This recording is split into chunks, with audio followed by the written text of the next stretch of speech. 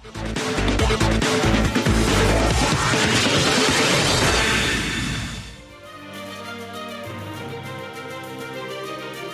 kasih Anda masih bersama kami. Kita di bagian akhir diskusi kita malam ini, Pak Ferry. Para narasumber berkesimpulan bahwa sebenarnya peta jalan, rencana, strategi, peraturan itu sudah sangat mendukung, komitmen mendukung. Eksekusinya tadi yang katanya kurang. Benar kurang atau seperti apa kalau pemerintah lihatnya, Pak Ferry? Jadi kalau kami ngelihat semua tadi ya, mulai dari kebijakan, regulasi, kemudian reward and punishment itu sebenarnya sudah ada Pak Leo ya. Yeah. Tinggal mungkin tadi sebenarnya waktu diskusi pun, jadi contoh kayak tadi ya reward punishment gitu ya. Jadi di samping kayak daerah tadi untuk memberikan insentif daerah mengenai lokal konten tadi atau TKDN tadi ada insentifnya. Di kami pun di kelembagaan PNS kan ada juga tuh Pak Menteri Menpan RB itu mengeluarkan di kita tuh salah satu yang penting tuh memenuhi reformasi birokrasi Pak Leo gitu ya. Nah jadi untuk mendorong teman-teman di KL itu komitmen tinggi, maka di Kemenpan RB itu mengintroduce yang namanya tematik RB gitu. Salah satunya adalah tadi mengenai pemenuhan kewajiban terhadap TKDN ini gitu. Sehingga kelembagaan PNS itu memang diharapkan bisa juga comply atau tetap semangat, tetap komitmen untuk pemenuhan terhadap kewajiban atau tadi lokal content requirement atau TKDN lah atau bangga buatan Indonesia gitu. Bang tadi Pak, tadi yang nggak sempat dibahas juga sebenarnya yang menarik tadi konsep global value change gitu ya. Bahwa dimanapun kita perlu menempatkan diri gitu ya. Kita nih punya daya saing di komoditas yang mana gitu ya. Sehingga kemudian dari situ kita bisa menempatkan diri nih. Bagian mana yang kita impor, bagaimana yang kita ekspor gitu ya. Pak Leo, mungkin satu hal juga yang penting untuk kita lakukan gitu ya. Untuk mastiin tadi kita betul-betul bisa tadi mengoptimalkan impor bahan baku yang ada ini untuk memboost ekspor lagi gitu. Atau tadi mendorong investasi masuk lah kira-kira. Mungkin itu Pak Leo. Terima kasih Pak Ferry. Bang Sarman, eksekusi tadi yang dikatakan Bang Andre. Pemerintah daerah sebetulnya mau melakukan itu atau sama dengan yang disinyalir juga oleh Presiden bahwa pemerintah daerah bermain aman dengan menggunakan anggaran daerahnya dengan menyimpannya di bank daripada memakainya untuk pembangunan. Apakah itu juga masih ada di pola pikir pemerintah daerah? Kalau sampai saat ini sih dari komunikasi yang kita lakukan sebenarnya itu sudah sangat minim, tidak ada lagi. Memang kadang ada isu bahwa katakanlah penyerapan anggaran di daerah itu lambat. Sebenarnya setelah kita lakukan koordinasi dan evaluasi, sebenarnya itu adalah banyak regulasi dan petunjuk daripada pelaksanaan anggaran itu yang terlambat dari pemerintah pusat. Kadang-kadang itu yang terjadi.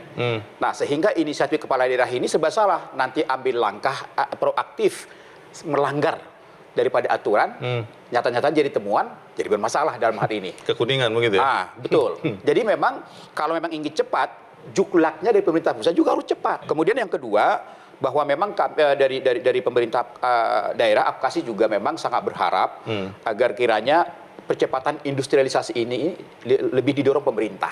Sehingga berbagai barang-barang yang selama ini juga kita masih tergantung, apalagi katakanlah berbau alat-alat kesehatan itu, pelan-pelan itu bisa diproduksi dalam negeri. Saya yakin tadi Pak Peter juga menyatakan, kita bisa, asal memiliki target. Tidak bisa mungkin secara cepat, tapi ada target tertentu bahwa di tahun sekian kita bisa mandiri, kita bisa memproduksi berbagai alat kesehatan kita. Kemudian tentu kita lihat dengan anggaran saat ini yang cukup besar ya, apalagi Presiden sebenarnya hanya meminta 40%, tapi anggaran itu kan hampir 1.000 triliun. Kalau itu bisa berputar dalam negeri dengan kondisi ekonomi global saat ini, nah tentu akan bisa menggerakkan ekonomi kita dan tentu akan bisa mendorong daripada pertumbuhan ekonomi kita. APKASI komitmen untuk memakai produk Indonesia.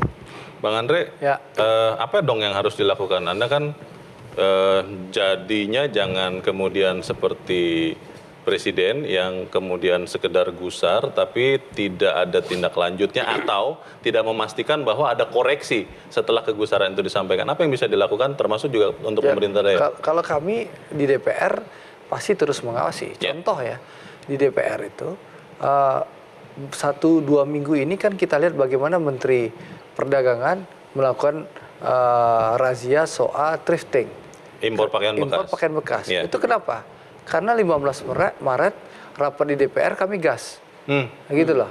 Untuk tidak boleh lagi? Ya karena kan impor pakaian itu, jadi gini, impor pakaian ilegal saja yang masuk ke Indonesia itu sudah merugikan negara 35 triliun. Oke. Lebih kurang. Impor pakaian baru itu ya? Baru. Baru tapi ilegal? Total ya. Nah, yang bekas stok itu 9,7 triliun. Oke.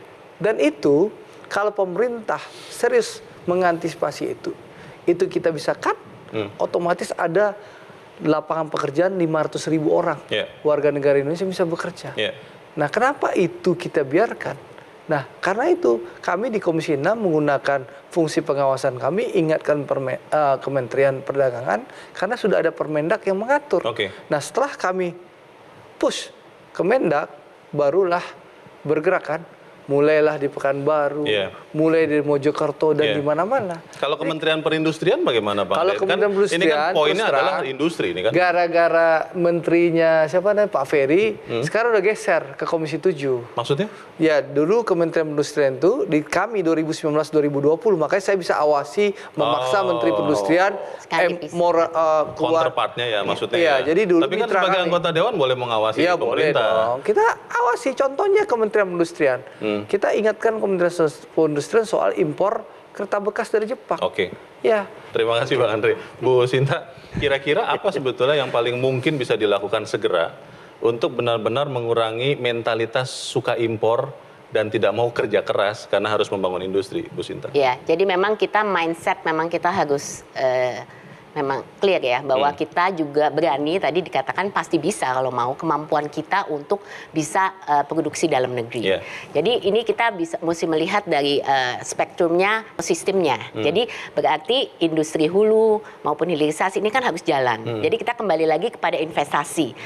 Gimana caranya bisa mempercepat atau akselerasi daripada investasi industri hulunya. Apakah itu dengan teknologi, dengan pembiayaan dan lain. Dan tentu saja ini kita harus bisa berdaya saing. Jadi tadi hal yang sangat penting memang daya saing tadi, competitiveness. Karena pada akhirnya kalau kita dipaksakan untuk produksi sesuatu tapi tidak berdaya saing, nggak ada gunanya juga, gitu kan. Nah ini yang saya rasa mindset untuk bagaimana ekosistem ini juga harus dibantu, gitu. Sehingga kalau kita ngomongin bicara regulasi, perizinan, ini kan semua mendorong ya untuk supaya investasi ini bisa terjadi, gitu. Nah ini semua saya rasa perlu satu insentif untuk dorongan juga, dan makanya kami selalu katakan insentif baik itu fiskal maupun non fiskal dengan hal-hal yang benar-benar dibutuhkan oleh pengusaha supaya ini bisa terjadi, dan kita langsung sudah ke spesifik sektor. Jadi kalau industri hulu apa saja nih yang jadi prioritas? Makanya saya senang pemerintah sebenarnya dengan sudah contoh yang baik ya dengan pengembangan mobil listrik ya. Itu kan dari awal ke hilirnya itu sudah supply chain-nya itu semua sudah diidentifikasi. Ya mestinya semua termasuk kesehatan juga seperti itu, gitu kan. Bahwa kita tahu persis. Nah, kemudian tinggal dilihat.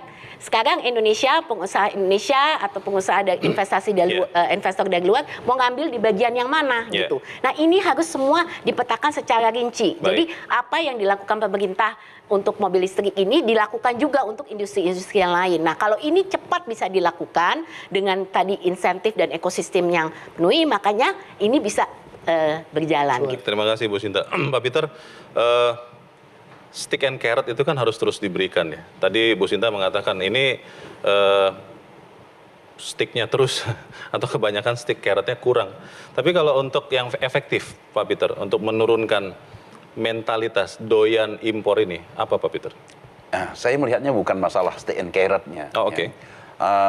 Mengapa kita gagal ya selama ini untuk menurunkan impor? Ya? Karena kita bermainnya itu parsial. Ya, bermainnya itu sendiri-sendiri. Ya.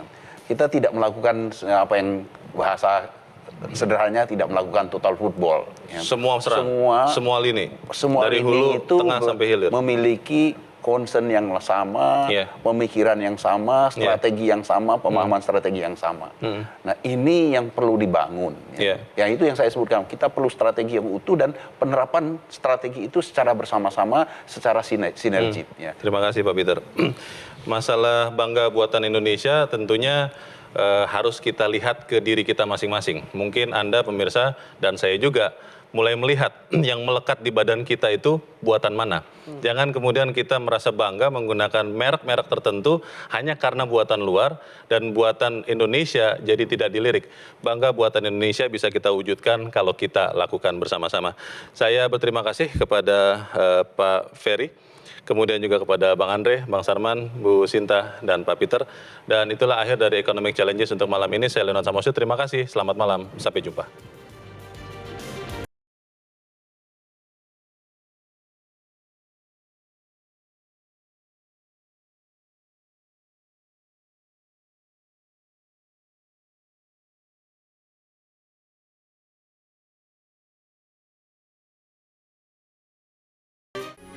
Metro TV